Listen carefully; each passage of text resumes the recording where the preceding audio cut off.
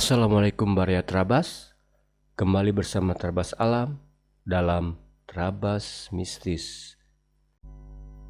Sebelum kalian menonton kisah lanjutan pendakian ganjil Gunung Lawu part 2 ini, alangkah baiknya Baraya nonton dahulu di part sebelumnya. Link ada di deskripsi. Sebelumnya jangan lupa berdoa agar kita saat menonton kisah ini diberi perlindungan dan kelancaran oleh Allah Subhanahu wa Ta'ala.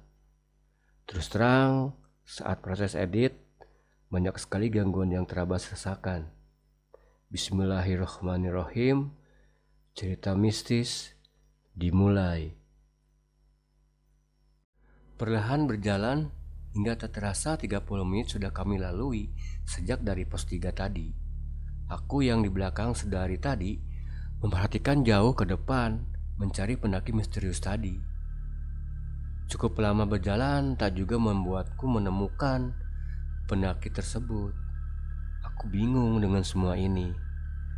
Selisih kami berjalan tak lama, apalagi dalam kondisi medan seperti ini. Kami yang sejauh ini terus berjalan tanpa berhenti belum juga menemui pendaki tersebut. Entahlah yang lain memiliki pemikiran yang sama denganku atau tidak.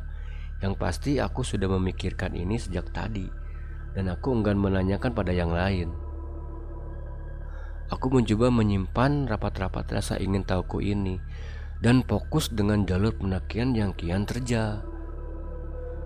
Sudah 1 jam berjalan, belum juga ada tanda-tanda pos 4. Karena teringat cerita Akbar di angkringan, jika pos 4 ini adalah salah satu tempat angker di Gunung Lawu. Banyak cerita pendaki yang ditampakkan berbagai makhluk halus di pos 4 tersebut. Hampir 2 jam lamanya, akhirnya sampai juga kami di pos 4 Penggik. Berhenti sebentar ya, jangan ada yang aneh-aneh di sini, ujar Akbar pada kami semua. Yang lain hanya mengangguk mendengarkan arahan Akbar, karena ingat cerita Akbar kala itu. Tidak lama setelah istirahat, seekor burung jalak datang menghampiri kami. Seekor burung yang dikeramatkan di Gunung Lawu ini. Burung jalak ini burung yang juga dianggap sebagai penunjuk jalan bagi para pendaki. Burung jalak ini datang tepat di depan Akbar dengan mata yang terus memperhatikan kami berlima. Entah kenapa aku memiliki firasat mata burung jalak ini tidak seperti mata burung jalak pada umumnya. Ayo jalan lagi, ajak Akbar. Berdiri dan mulai jalan. Burung jalak ini tetap bersama kami di depan. Benar saja, burung ini mengarahkan langkah kami.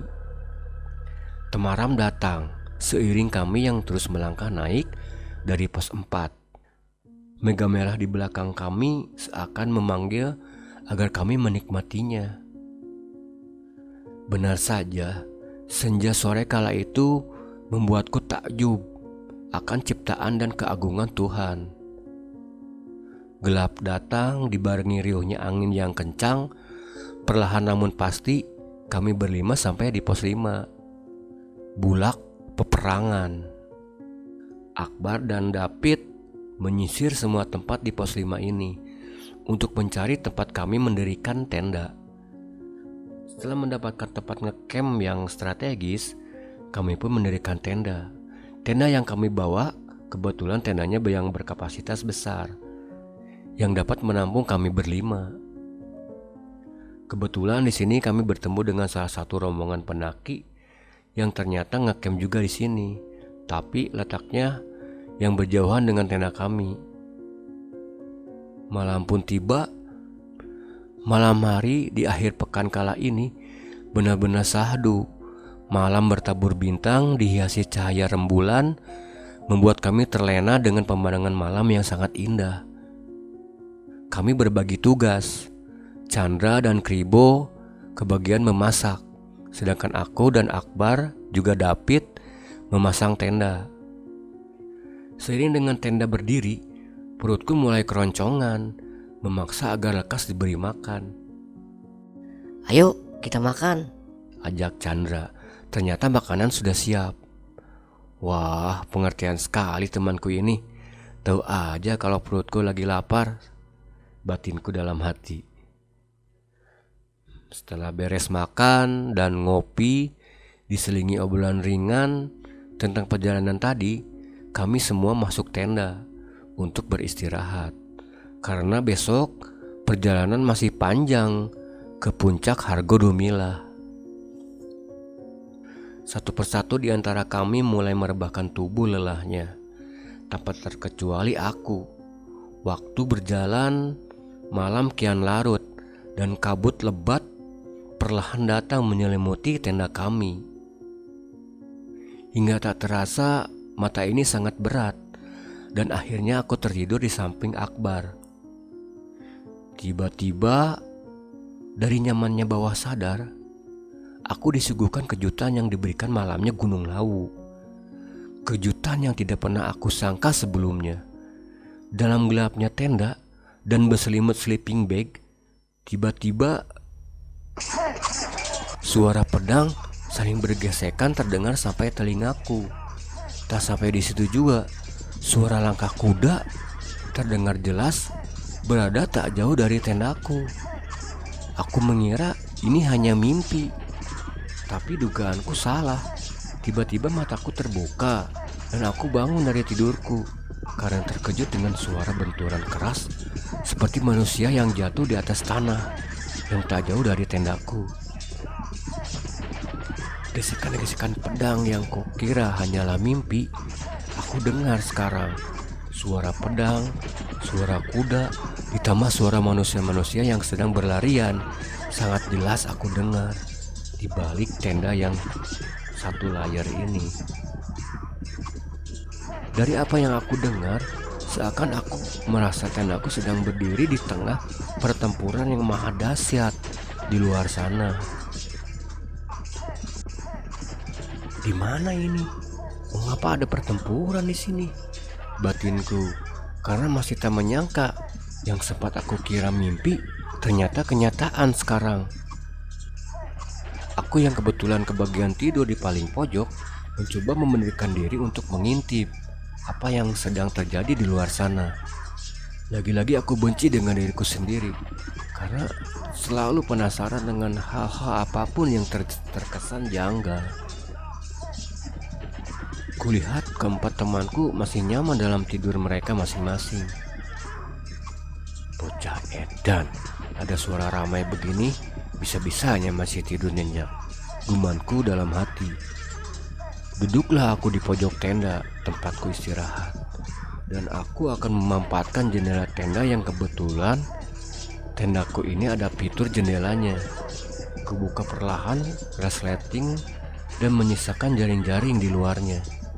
Ya Tuhan, aku sempat tak percaya dengan apa yang kulihat dengan dua bola mataku ini. Jantungku berdetak kian kencang, keringat bercucuran, padahal suasana sangat dingin. Di antara kabut lembut dan tebal, aku menyaksikan pertempuran hebat di antara kabut di luar sana.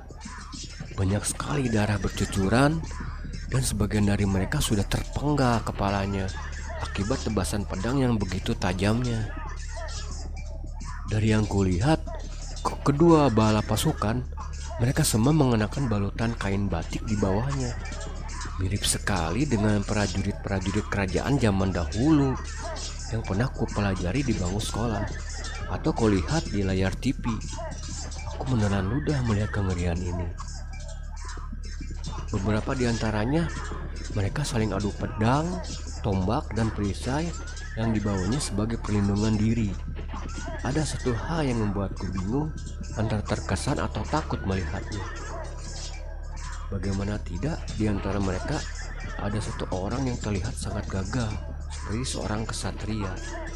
Dia menggunakan balutan kain emas dengan segala pernak-pernik menempel di tubuhnya dan menggunakan mahkota di kepalanya. Aku melihatnya antara takut dan kagum. Di atas kuda yang ditungganginya, dengan lihainya dia memainkan pedang di tangannya, menebas ke arah prajurit-prajurit musuh yang ingin membunuhnya. Di sini aku bisa mengetahui kalau dia adalah salah satu pemimpin dari kedua belah bala pasukan tersebut yang sedang bertempur hebat malam ini.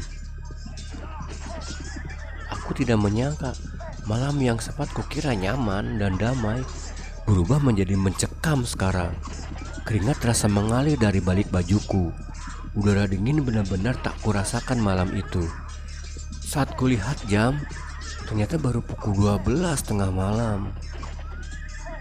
Kututup lagi resleting jendela tendaku dan merebahkan badanku lagi. Jantungku masih berderu sangat kencang, menyaksikan kejadian malam ini. Inginku membangunkan semua temanku, tapi aku khawatir akan membuat mereka takut dan trauma untuk mendaki gunung lagi. Rasa takutku memuncak sehingga keubun-ubun tak kala aku yang sedang tidur menghadap pojokan tenda merasakan sentuhan di atas pinggangku. Keringat semakin bercucuran di badanku. Dari dalam sleeping bag, aku melapangkan semua doa sebisaku. Bukannya hilang, sentuhan di punggungku berubah menjadi tepukan, semakin cepat dan kencang. Benar-benar suasana tambah mencekam. Kututup mataku rapat-rapat. Jantung yang terus berdetak seperti memaksa keluar dari tubuhku, dan bulu kuduk yang semakin tegak berdiri. Takut, was-was, tegang, hanya itu yang bisa kurasakan. Ternyata, Cil, ada suara memanggilku. Ternyata itu adalah kelakuan Akbar. Dia menjawil sejak tadi. Aduh, umpatku dalam hati. Karena kesal ternyata ini hanyalah kelakuan Akbar. Apa Bar? Jawabku berbisik sembari membalikkan badan. Dengar nggak? Tanyanya. Dari tadi aku dengar. Lihat saja sendiri dari situ, suruhku sambil menunjuk jendela tenda yang kupakai untuk mengintip tadi. Gak lama setelah itu, Astagfirullah. Akbar menyebut sambil merebahkan badannya lagi. Cil, itu apa? Kenapa ada peperangan di luar? Siapa mereka? Tanya Akbar dengan lirih di balik sleeping bagnya. Suara langkah yang berlarian, tebasan pedang, langkah kuda masih jelas kami berdua dengarkan dari balik tenda. Aku iri melihat Kribo, David, dan Chandra yang masih tidur. Aku ingin seperti mereka yang tidak menyaksikan semua ini. Sekarang aku bingung mau berbuat apa. Yang ku bisa hanyalah terus berusaha agar bisa tidur supaya tidak dihantui ini semua. Bar, tidur lagi yuk. Aku udah gak tahan, ujarku. Kalut, takut, dan dibumbui rasa ingin lari yang sedang ada dalam hatiku. Kukuatkan mentalku lagi untuk menghadapi kengerian malam ini. Ya Tuhan, lindungi aku dan teman-temanku. Aku hanya ingin menikmati keindahanmu di sini, pintaku dalam hati. Ya tidur, cepat tidur. Tapi mataku menolak terpejam. Aku masih terjaga berhadapan dengan Akbar yang sama-sama menutup kepala kami dengan sleeping bag. Akibatnya, pikiranku bertualang bebas kemana-mana. Apakah yang kusaksikan ini peperangan seorang raja dengan bala pasukannya yang ada kaitannya dengan nama pos ini, yaitu Bulak Peperangan.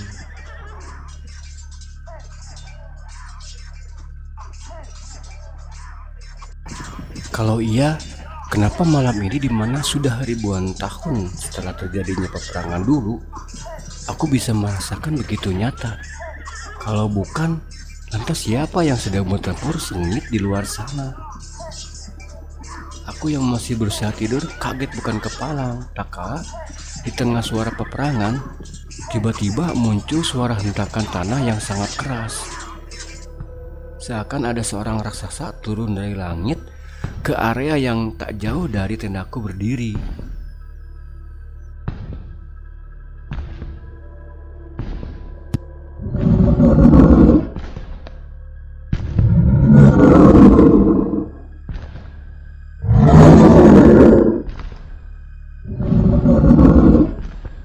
Suara menggeram mengiringi setiap langkahnya yang sangat jelas. Di lain sisi, suara peperangan perlahan menghilang seiring dengan kedatangan suara raksasa tersebut. Kuberanikan diri kembali bangun dan membuka resleting jendela tadi. "Mau apa kamu, Cil?" tanya Akbar yang ternyata masih melek juga. "Kamu dengar nggak suara keras tadi, Bar?" Akbar mengangguk tanpa mengeluarkan kata-kata. Secara ilmu memang Akbar berada di atasku, tapi perkara keberanian dan tekad, nampaknya aku lebih berani dan nekat daripadanya. Aku membuka perlahan resleting jendela tendaku lagi, dan aku dibuat tidak percaya dengan apa yang kulihat dengan kedua mata telanjangku ini. Makhluk berbadan tinggi besar dengan tinggi sama seperti pepohonan di bukit kanan kiri bulak peperangan ini melangkah entah kemana dengan kakinya yang berukuran hampir sama dengan ukuran paku bumi dan telapak kakinya yang bak perahu nelayan. "Bar, buto Bar, buto!" seruku pada Akbar dengan suara berbisik. Aku kembali melihatnya. Wajahnya buruk, sangat jauh jika dibandingkan dengan wajah-wajah manusia. Rambut-rambutnya lebat, tumbuh di sepanjang tubuh raksasa tersebut. Air liur yang terus keluar dan menetes dari mulutnya. Ih, jijik sekali batinku. Raksasa itu sambil menggenggam sesuatu, entah apa di tangannya, dan aku tak jelas melihatnya. Ya Tuhan, aku yakin apa yang sedang kulihat ini juga merupakan makhluk ciptaan-Mu. Lindungi aku dan semua teman-temanku ya Tuhan, pintaku padanya dalam hati. Kian lama buta tersebut kian hilang ditelan gelapnya malam dan lebatnya hutan. Aku sedikit lega, sudah aman sekarang. Kututup tendaku lagi dan kembali merebahkan badanku lagi. Sudah hilang ya, Cie? Tanya Akbar. "Iya Bar, sudah aman kita." Kesunyian malam terasa sangat lama malam itu. Kami berlima, hanya aku dan Akbar saja yang menyaksikan kejutan demi kejutan malam itu. Dasar, kalian itu tidur apa meninggal ya? Ada keramaian begitu, bisa-bisanya tak bangun sama sekali, geretuku pada ketiga temanku yang lain. Yang masih nyaman dengan tidurnya mereka masing-masing, sangat berbeda denganku dan Akbar yang menguji jantung dan batinku sedari tadi. Tapi di sisi lain, aku dan Akbar diuntungkan. Dengan tidurnya mereka, kami tak bisa membayangkan jika mereka bangun dan menyaksikan peperangan malam tadi. Sudah, aku lelah, aku mau tidur. Ternyata takutku sejak tadi memerlukan energi yang sangat banyak, sehingga menyebabkan rasa lelah di sekujur tubuhku, terutama batinku. Baru kurubahkan badan, aku langsung tidur dengan sendirinya. Aku kembali bangun dari tidurku, tak kalah suara berisik mengganggu nyamannya bawah sadarku. "Alah, kalau soal makan saja, bangun nomor 1, ucapku dalam hati. Saat mengetahui suara berisik tersebut berasal dari Kribo dan Chandra yang memasak mie instan karena kelaparan. Suara-suara hutan sayup-sayup terdengar. Cahaya temaram tampak dari dalam tenda. Kulihat jam, ternyata sudah hampir jam 5 subuh. Aku mengajak yang lain untuk sholat subuh di samping tenda. Kubuka perlahan sleeping bag yang dengan nyaman memelukku dalam hangatnya semalam. Aku kembali ingat akan kejadian semalam, di mana pertempuran hebat antara dua bala pasukan dan buta yang menyeramkan semalam. Akankah aku akan melihat potongan-potongan tubuh dan bekas darahnya berserakan di luar sana, atau jejak kaki raksasa tersebut? Tiba-tiba bulu kuduku berdiri memikirkan ini semua. "Cia," panggil Akbar. Dia menatapku dengan tatapan penuh arti. Sepertinya kami berdua sedang memikirkan hal yang sama. Kuberanikan diri dan memantapkan hati. Perlahan aku keluar dari dalam tenda. Dingin, sejuk terhirup di hidungku dan terasa sejuk hingga merasuk ke dalam paru-paruku. Sempat terpercaya aku dibuatnya. Tempat seindah dan seelok ini tersimpan cerita mencekam di dalamnya. Lagi-lagi aku dan Akbar tidak percaya dengan apa yang kami lihat. Tidak ada sisa pertempuran apapun di sini. Bahkan rumputan di sana masih berdiri normal seperti saat pertama kali kami datang, seakan tidak terjadi apa-apa semalam. Kupastikan lagi dengan sedikit berjalan menjauh dari tenda. Kucari barangkali ada bekas telapak kaki kuda atau jejak raksasa. Tapi tak ada apapun di sini, semua normal. Aku dan Akbar dibuat bingung dengan semua ini. Kemana mereka? Sebenarnya apa yang kulihat semalam? Oh Tuhan. Di dalam dekapan lawu, pagi kala itu, kami sholat subuh bergantian. Aku beribadah kepada Allah Subhanahu wa Ta'ala. Tahan titinya aku memohon perlindungannya agar aku dan teman-temanku selalu dilindungi hingga kembali nanti. Memuncak jam berapa? Pertanyaan tanpa dosa keluar dari Chandra tanpa mengetahui bagaimana nelangsanya aku dan Akbar semalam. Tapi tak mungkin aku berterus terang di sini dan membuat kecewa temanku yang memiliki impian berdiri di puncak Hargodumilah di sana. Nanti habis makan, kalau udah terang, jawab David. Setelah sholat kami masak dan makan bersama, lalu bersiap kembali melanjutkan perjalanan. Hanya dengan satu carrier, berbekal beberapa logistik, kami lanjutkan menjelajahi rimba Lawu menuju atapnya 3265 mdpl. Kali ini formasi masih sama saat kami naik dari base camp. Di ujung pos 5 bulak peperangan berdiri tenda pendaki yang kami temui kemarin, tapi nampaknya mereka sudah terlebih dahulu menuju puncak karena tendanya sudah sepi. Perjalanan kami lalui dengan riang. Sejenak aku dan Akbar berpura-pura tidak sedang terjadi apa-apa. Sepanjang perjalanan kami hanya bercanda dan menutup rapat-rapat kejadian semalam. Dari pos 5 bulak peperangan, kami berjalan sekitar 15 menit melewati area Gupak Menjangan. Di sana terhampar padang sabana yang tidak kalah indah dengan bulak peperangan, dan kami pun terus berjalan. Bebatuan berjajar dan bertumpuk sampai di mataku. Tandanya kami telah sampai di Pasar Dieng atau Pasar Setan Gunung Lawu. Sampai di sini perjalanan kami lancar, tidak ada gangguan. Pasar Dieng atau Pasar Setan yang terkenal dengan keangkerannya, dan kami tidak menemukan kejanggalan. Setelah berjalan cukup lama dengan jalur yang menanjak, kami tiba di puncak Hargo Dalem, di mana di sana ada warung tertinggi di Pulau Jawa. Ya, warung Boyem yang melegenda bagi para pendaki gunung. Kami istirahat sebentar, sekedar memesan gorengan dan teh manis untuk mengaja perut.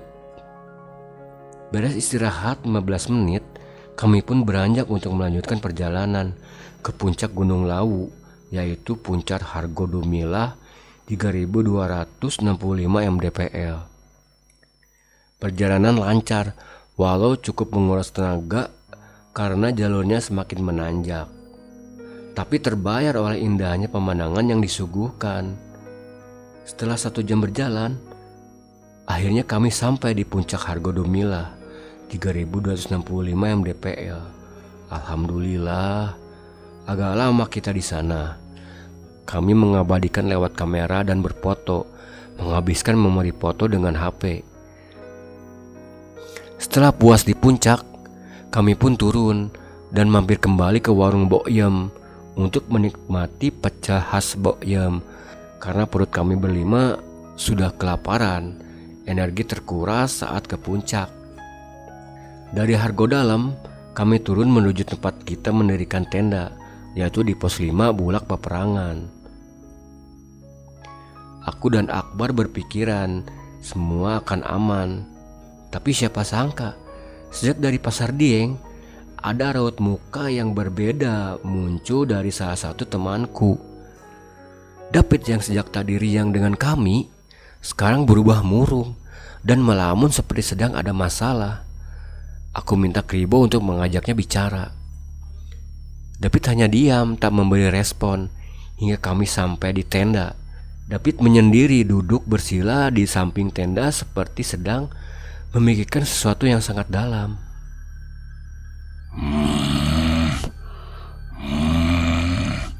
Muncul suara dari David, tapi aneh. Akbar di sini mulai paham jika itu bukanlah David teman kami. Benar saja. Kembali menggeram David. Kalian semua siapa, anak ganteng? Mau apa kalian semua di sini? Tiba-tiba suara yang terdengar berat keluar dari mulut David. David yang biasanya santai dan terkesan berpenampilan urakan, tiba-tiba berubah menjadi sosok yang berwibawa. Dengan duduk tegak bersila, benar-benar beda dengan David yang seperti biasanya. Kribo dan Chandra hanya diam terpaku melihatnya, sementara aku dan Akbar mulai berjaga-jaga. Bo, Ndra, kalian sini. Ucap Akbar meminta mereka mengelilingi David. Takutnya dia lari dari sini. Siang di saat terik matahari seketika berubah menjadi menegangkan. Siapa kalian? Mau apa kalian masuk wilayahku? Sosok di tubuh David kembali bertanya. Saya teman-teman dari kota Solo, Mbah. Di sini mau mendaki dan tidak ada maksud mengganggu. Anda siapa ya? Jawab Akbar dengan gelagapan. Kamu gak perlu tahu siapa aku. Aku salah satu kesatria yang kamu lihat semalam.